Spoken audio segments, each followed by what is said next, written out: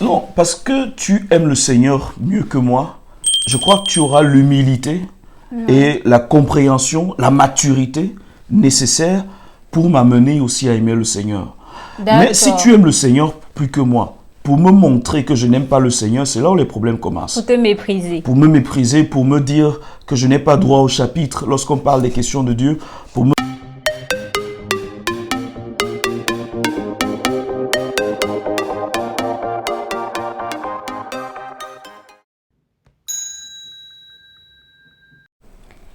Bonjour à tous, bienvenue dans le 6e épisode de Ce que pensent les hommes. L'invité, vous le connaissez déjà, c'est Stéphane. Et aujourd'hui, avec Stéphane, nous allons aborder le sujet de la vie spirituelle dans le couple. Alors Stéphane, je sais que tu t'es déjà présenté. Mais voilà, je suis sûre qu'il y a des personnes qui nous écoutent pour la première fois et qui ne savent pas qui tu es. Donc, de manière brève, tu te présentes, voilà, pour que ceux qui te voient pour la première fois puissent savoir qui tu es. Bonjour, bonjour Letty, bonjour à tous tes téléregardeurs. Merci pour l'honneur que tu me fais une fois de plus de participer à ce moment d'échange, de partage. Ouais. Je suis Stéphane Zesseux, je suis marié depuis quelques temps maintenant. Dans la vie active, je suis communicant et je travaille dans la communication digitale pour une entreprise de la place et bon, voilà un tout petit peu quoi. Merci Stéphane pour cette présentation. Nous allons aborder les questions que voilà nous avons au sujet de la vie spirituelle dans le couple. Aujourd'hui, c'est ce que beaucoup de personnes recherchent en se mariant. Généralement, les femmes, elles vont se dire, je veux un homme qui a la crainte de Dieu parce que... Mais voilà, on se demande après ça, qu'est-ce qui se passe dans le couple par rapport à cette crainte de Dieu là? C'est quoi? Qu'est-ce que vous faites? C'est quoi les activités que cet homme qui a la crainte de Dieu là, voilà, il met en place? C'est ça. Ou alors c'est juste le nom, je veux un homme qui a la crainte de Dieu et après on ne sait pas trop ce qui se passe. Donc aujourd'hui on va un peu se situer sur... Les hommes aussi, hein, ils cherchent les femmes qui ont la crainte exactement, de Dieu. Bon. Tu vois, c'est voilà, vice-versa. c'est vice-versa.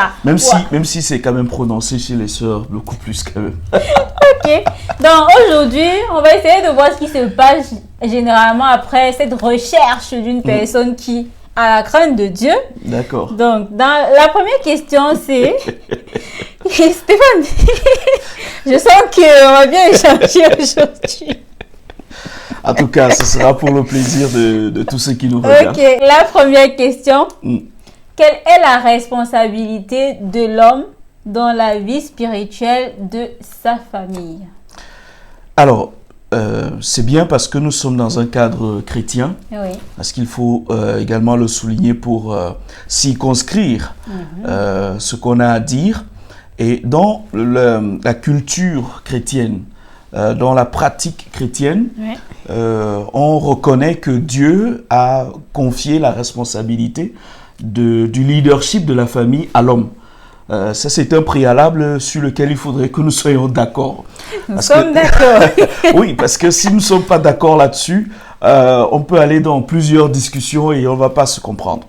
Donc, si nous sommes d'accord sur ce premier préalable, comme quoi c'est à l'homme que revient le leadership dans la maison, dans certaines lois, par exemple, c'est l'homme qui a la décision finale quant au choix du domicile. C'est à l'homme que revient un certain nombre de responsabilités au plan légal, la représentativité de sa famille et tout. Il y a un certain nombre de responsabilités qui échouent à l'homme, vous voyez un peu.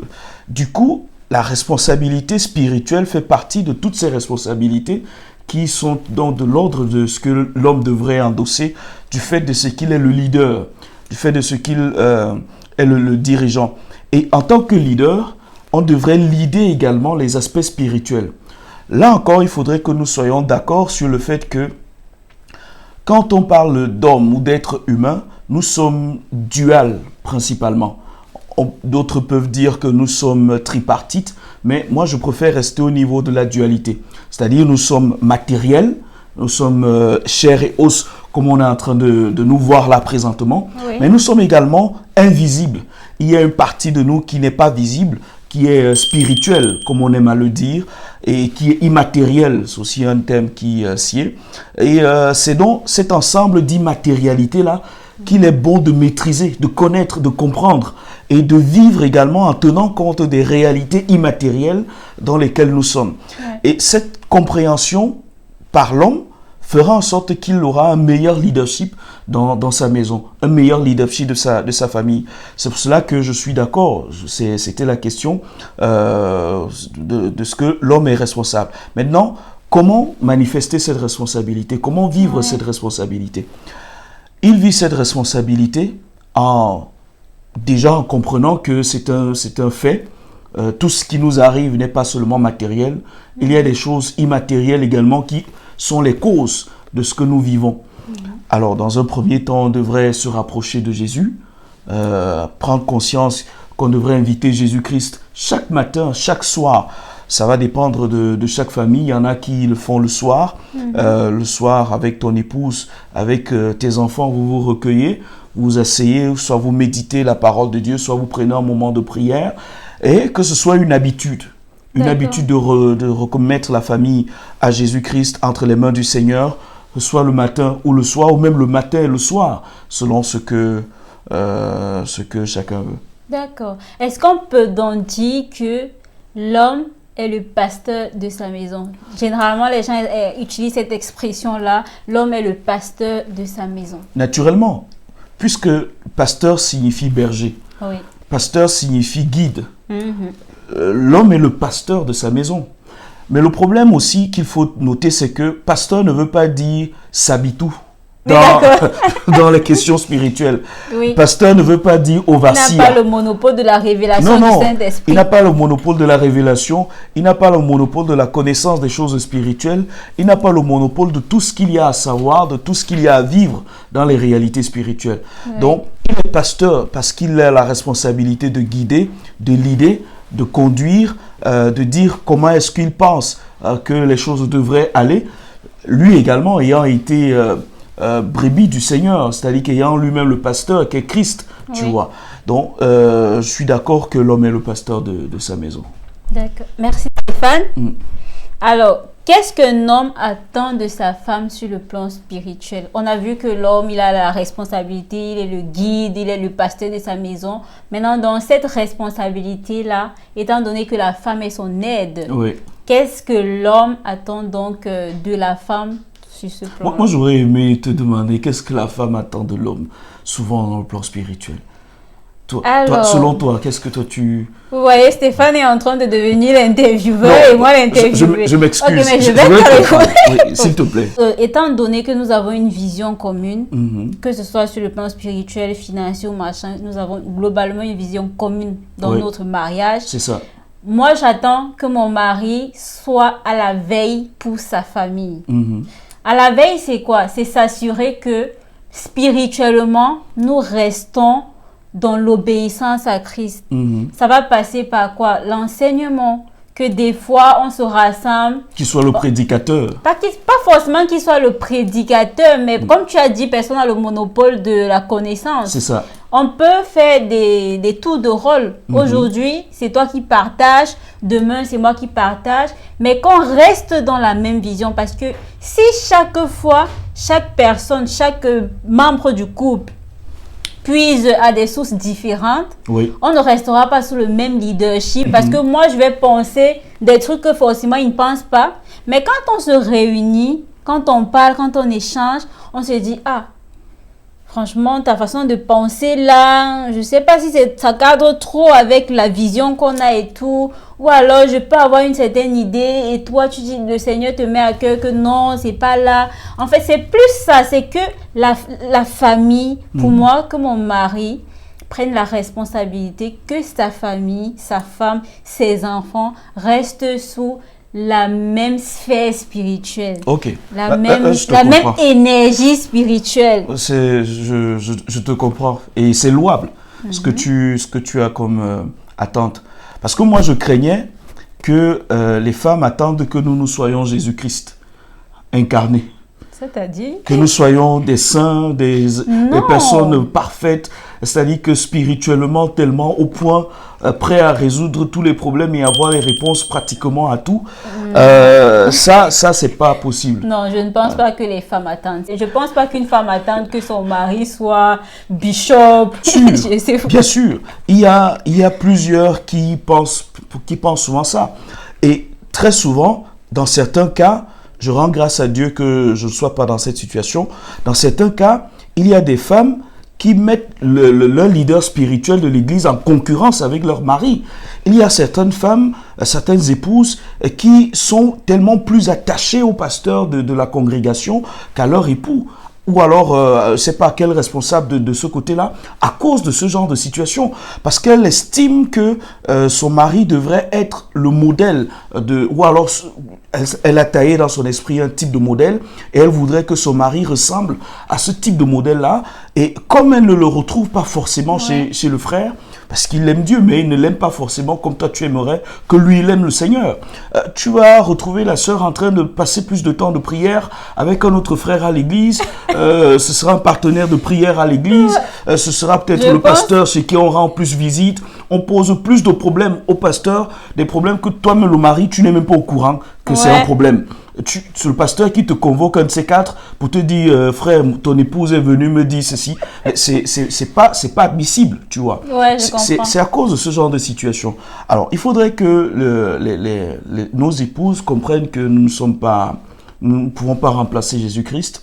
Nous sommes certes des pasteurs, nous sommes certes leurs leaders, et aussi, il faudrait qu'elles acceptent de se mettre parfois sous des leaders imparfaits que nous sommes. Exactement. Imparfaits même sur le plan spirituel. Oui, il ne prie peut-être pas tous les jours, il ne lit pas la Bible, il n'a pas la révélation comme tu aimerais qu'il ait les révélations, mais ça n'empêche qu'il est ton leader.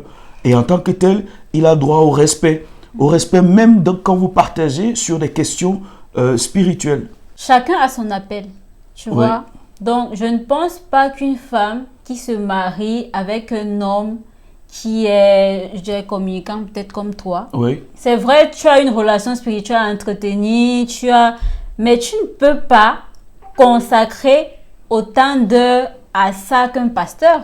Par exemple. C'est impossible. Exact. Donc, ou cette femme voulait absolument épouser un pasteur et elle a raté sa voie, ou alors elle ne sait pas forcément. Non, mais ça fait la part part aussi de ce que tu disais tout à l'heure. Il y a une admiration pour les choses spirituelles. Oui. C'est-à-dire lorsque tu rencontres quelqu'un qui te parle des mystères de Dieu, des mystères de l'esprit, tu vois, qui réussit à te dire comment est-ce que tu peux te débarrasser de certains problèmes spirituels. Il y a quelque chose de fascinant derrière tout cela.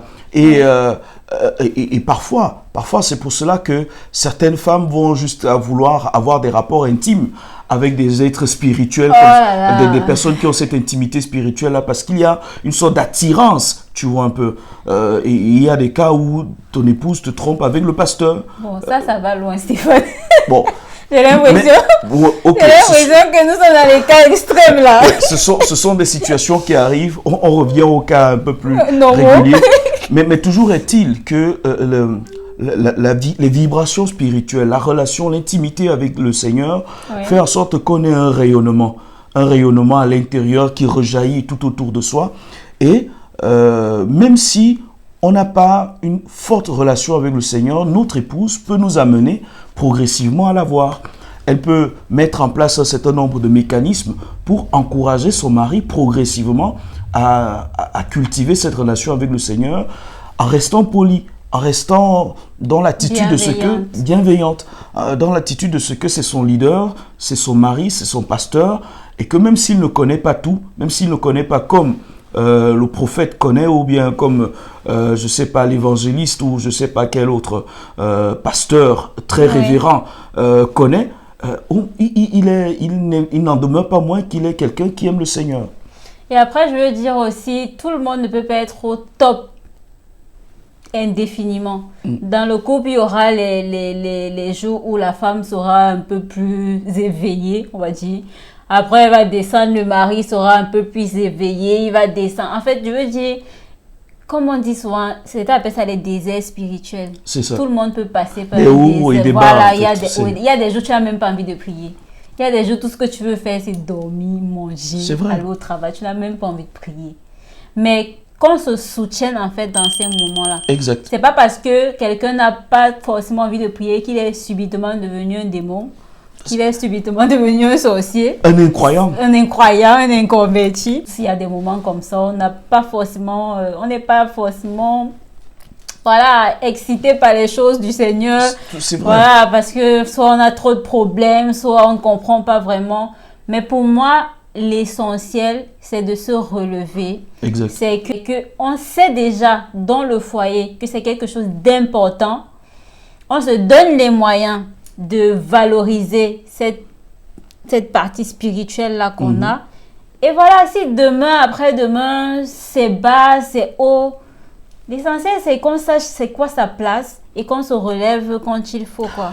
Ah, je pense que ce que tu dis est tellement intéressant que ça provoque des mots en moi qui se bousculent et il faut que je me pose pour dire ce que je vais dire de manière intelligible. En fait, la vie spirituelle, c'est très simple.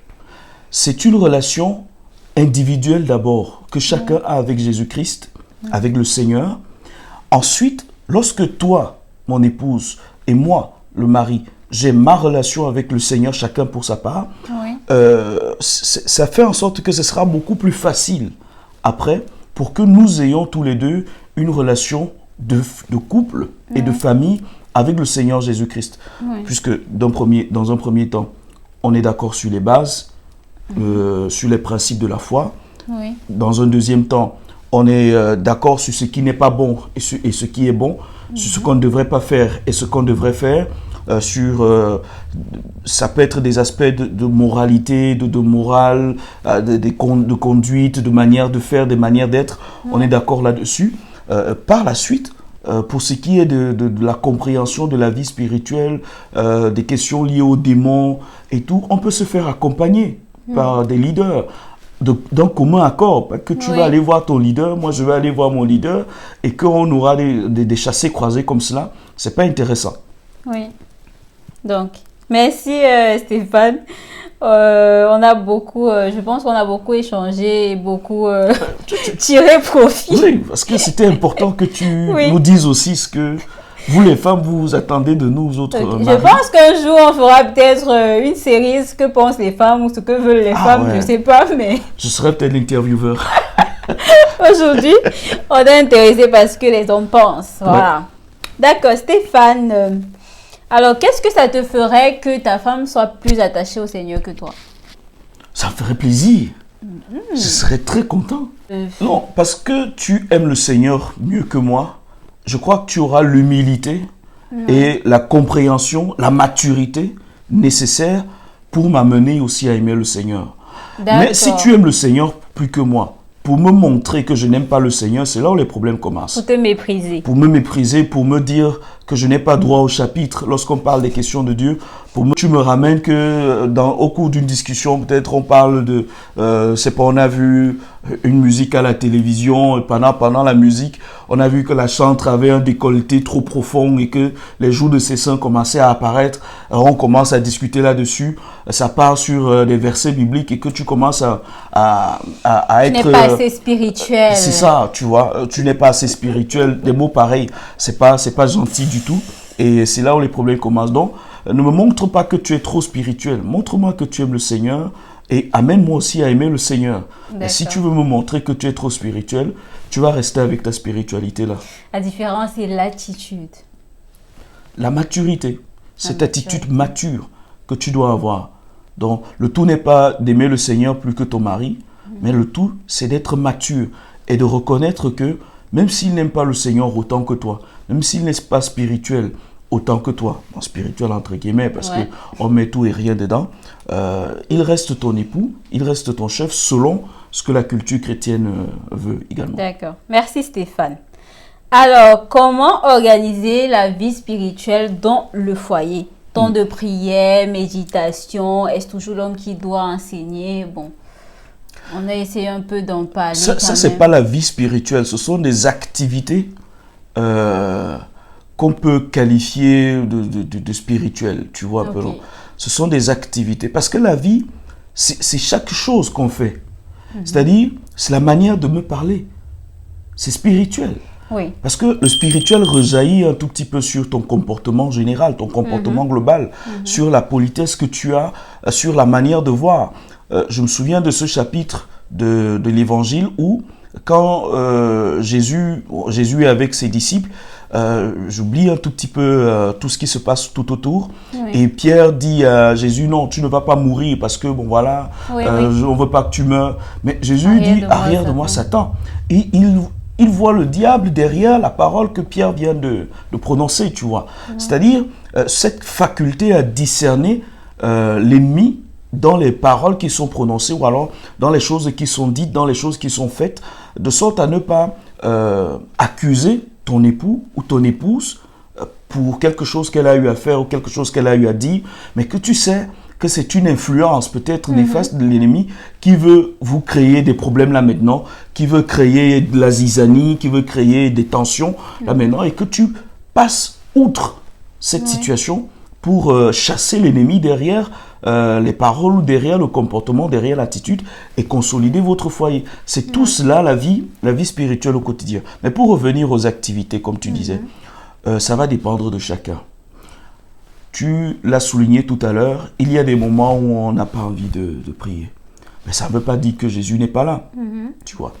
Il y a des moments où on n'a pas envie de faire un certain nombre de choses. Parfois parce qu'on paresse, parce que mille et une choses. Donc, c'est à chacun de s'organiser. La base, c'est d'avoir un rituel de culte. Ça peut être le culte où vous allez le dimanche et que vous savez que lorsque vous allez le dimanche au lieu du culte, vous allez vivre intensément le culte et que ce sera votre moment d'offrande au Seigneur. Ou alors, ça peut être que au-delà de ce culte que vous vivez le dimanche, vous revenez à la maison, vous avez un moment où chaque soir ou chaque matin où vous asseyez, vous priez ensemble, vous remettez votre sommeil entre les mains du Seigneur, vous remettez votre journée entre les mains du Seigneur, etc. Dans d'autres couples, chez nous ici par exemple, on prie chaque soir, même s'il arrive que certains soirs, le sommeil a le dessus sur nous, le sommeil et la fatigue ont le dessus sur nous. Il arrive aussi parfois qu'en journée, comme ça, mon épouse se sent portée et puis elle me tient les mains, elle prie pour moi. Ou alors on prie ensemble, vice versa, tu vois. Il arrive des moments avant d'aller au travail, le matin, sans qu'on ait programmé, on prend un temps, on prie ensemble. De la même manière, quand il y a un événement, peut-être il y a eu une situation au lieu de service, peut-être il y a un frère ou un ami qui vient d'appeler pour dire que bon voilà, je ne sais pas, j'ai tel souci. Spontanément, on peut être poussé à prier à cet instant précis, tu vois. Donc, il n'y a pas de canevas absolu, ça va dépendre de chaque couple, ça va dépendre de chacun, mais il est important de se soucier de la connexion avec le Seigneur. Mon épouse, par exemple, elle a une habitude, c'est très régulièrement d'écouter des témoignages chrétiens. C'est-à-dire le matin, pendant qu'elle est en train de se préparer et tout, elle met sur son téléphone ou sur un appareil, elle écoute des témoignages chrétiens. Ça l'encourage, ça la fortifie. Moi, c'est plutôt de la musique, par exemple, la louange, que j'aime beaucoup plus écouter encore. C'est vrai qu'elle aussi, lorsqu'elle est en télétravail et autres, c'est Trace Gospel ou bien d'autres chaînes qui tournent H24 à la maison. Donc, c'est un peu cette atmosphère, tu vois, que chacun peut entretenir à son niveau pour garder une sorte d'éveil spirituel personnel et qui va donc participer à l'éveil spirituel du couple par après. Merci Stéphane, très intéressant. Alors, pourrais-tu accepter que ta femme et toi fréquentiez des églises différentes? Non, pas du tout. Pourquoi Stéphane? L'église, par définition, c'est le cadre de la communion. Oui. C'est-à-dire, on va à l'église pas d'abord pour écouter un pasteur ou pour écouter un groupe de louanges, mais on va pour rencontrer des frères et communier. À quoi ça servirait que j'aille rencontrer des frères de mon côté, je communie avec eux, et que mon épouse ne soit pas là. Et mon épouse rencontre d'autres frères de l'autre côté, communie avec eux, des gens que je ne connais pas, que je ne fréquente pas, et vice-versa. Et qu'on rentre chacun à la maison, parfois à son heure, parce que le culte aura peut-être mis plus long là-bas. Après, il y a des réunions d'église que je ne connais pas, avec des personnes que je ne connais pas. Non, c'est pas la communion. Il y aura beaucoup de soucis. Et c'est parfois par là que passe, je vais pas dire l'ennemi, mais certaines choses. Pour que voilà, merci de le dire aussi pour moi. Pour que ton épouse soit plus attachée à un leader spirituel dans sa communauté là-bas et qu'elle vienne te raconter des choses que tu ne comprends pas. Elle reçoit parfois des révélations ou des choses que tu ne comprends pas du tout. Non. Moi, personnellement, je n'accepterai jamais d'être dans une église autre que celle où je suis dans une église différente, voilà, de ton épouse. Voilà, avec mon épouse. Soit on va ensemble dans l'église où tu persévères déjà, où tu vivais déjà, soit on choisit donc commun encore une église où on ira tous les deux, qui n'est pas un autre. Parce que c'est ça aussi le problème lorsqu'on se marie. Chacun était dans sa communauté, on ne sait pas laquelle choisir. Parfois, ce que je conseille, c'est de choisir une église neutre. C'est-à-dire où vous deux, vous allez aussi arriver nouvellement. Vous allez reprendre le processus d'intégration ensemble. Vous allez communier, découvrir les gens et apprendre à les connaître ensemble. Et ça va davantage vous soutenir, vous renforcer comme ça. Après, si ce n'est pas quelque chose de très très important pour chacun, parce que je parlais pour moi tout à l'heure, mais si vous estimez que ce n'est pas si important que ça et que chacun peut continuer d'aller de son côté, c'est bon. Mais maintenant, quand les enfants seront là, chacun va prendre un. Voilà. S'ils sont deux, chacun peut avoir un de son côté. Il y aura évangélisation dans la maison pour recruter un membre par église. Tu vois, c'est-à-dire que chaque jour, il y aura un meeting politique pour recruter un enfant de chaque côté. Qui vient avec papa, qui va avec maman. Tu vois, et je pense que ce n'est pas forcément très sain, cette manière de faire. C'est plus commode qu'on accepte de faire le compromis, chacun quitte sa communauté et on va dans une communauté. Ça n'empêche que de temps en temps, vous pouviez rendre visite. Voilà, c'est ça. Il n'y a pas de souci. Merci Stéphane. Alors, on parlait des enfants tout à l'heure. Comment montrer les voies du Seigneur aux enfants dès leur jeune âge? Alors, c'est très simple. C'est très simple. La Bible le dit clairement dans le livre de Proverbes, enseigne les voies du Seigneur à l'enfant. Dès qu'il est petit, quand il sera grand, il ne s'en détournera pas. Ça peut commencer dès que l'enfant est dans le ventre. Dès que l'enfant est dans le ventre, pendant que tu prends ton épouse dans les bras et que vous avez vos moments personnels, tu peux poser les mains sur son ventre et prier pour cet enfant et parler avec cet enfant, lui parler de la vie de Dieu, lui parler de Jésus, commencer à lui chanter des louanges, lui chanter des cantiques, lui mettre de la musique parfois, parce que la science dit qu'à un certain moment, l'enfant écoute déjà et il perçoit ce qui est en train d'être dit. Les ondes sonores, je pense. Voilà, ça commence à partir de là. Donc tu peux commencer à prier pour l'enfant, prier pour lui. Avant même, pourquoi pas, si l'enfant n'est pas encore là, pendant que tu pries, pendant que tu penses à ce que tu auras un enfant, pour ceux qui veulent en avoir, tu commences déjà à le consacrer, à le remettre entre les mains du Seigneur, à le recommander. Maintenant, lorsqu'il vient, l'enfant, lui, ne s'intéresse pas trop à ce que tu racontes. C'est ce que tu vois et ce que tu fais, et qu'il voit, qu'il intéresse, qu'il capte, qu'il retient. Du coup, lorsque l'enfant est là et que vous avez le souci d'éduquer votre enfant selon les voies du Seigneur, il faut veiller 10 fois plus sur les mots que vous prononcez, sur les comportements, les gestes que vous avez entre vous, mari et femme, comment vous vous adressez la parole, comment vous adressez la parole à vos amis quand ils viennent, comment vous parlez au téléphone. Est-ce que tu es du genre à dire non, il faut dire que papa n'est pas là, etc. Alors que les choses qu'on regarde, etc. qu'on écoute. Ce que tu regardes à la télé et comment tu te comportes quand tu regardes des choses à la télé, parce que l'enfant observe. Il observe tout ça et c'est ça qui participe de son éducation, bien plus que ce que tu lui dis en fait. Tu vois, c'est ce comportement dont en réalité, pour être court là-dessus, la meilleure façon de conduire son enfant dans les voies du Seigneur, c'est soi-même d'avoir une attitude qui obéit à ces voies du Seigneur-là. C'est la meilleure manière, par l'exemple, par le modèle que tu es. De te battre, c'est pas facile. Parce que suivre le Seigneur Jésus n'est facile pour personne, tu vois. Mais de faire le maximum que tu puisses faire pour être sincère. Et lorsque tu fais des fautes, lorsque tu fais des erreurs, il faut dire à l'enfant, installer un climat de dialogue avec l'enfant pour lui dire, voilà, papa a fait l'erreur, maman a fait l'erreur à tel moment. C'est pas comme ça que ça devrait faire, tu vois. Maman a demandé pardon à Jésus. Viens, on va demander pardon à Jésus ensemble. De sorte que, par ce climat de communication, de conversation, l'enfant demain pourra te dire, ah, papa, à l'école, et il y a tel camarade qui m'a dit ça. Et puis tu vas dire, ah, viens, on va remettre ça entre les mains de Jésus ensemble, tu vois. Ou alors, papa, je suis fâché, maman, je suis fâché, je n'ai pas aimé quand tu as fait comme ça, et tout et tout. Ah, ça va aller. Pardonne-moi, mon enfant, vraiment, je m'excuse pour ce que je t'ai fait. Et on va prier. Je vais demander pardon à Jésus pour le mal que je t'ai fait. Et Jésus va me pardonner. Et c'est progressivement comme cela que tu vas installer un climat qui fait en sorte que l'enfant va comprendre ce qui est en train de se passer et il va intégrer Jésus dans son quotidien. Et le reste, le Seigneur, par son Saint-Esprit, va également faire. Amen. Merci Stéphane. Alors, la dernière question.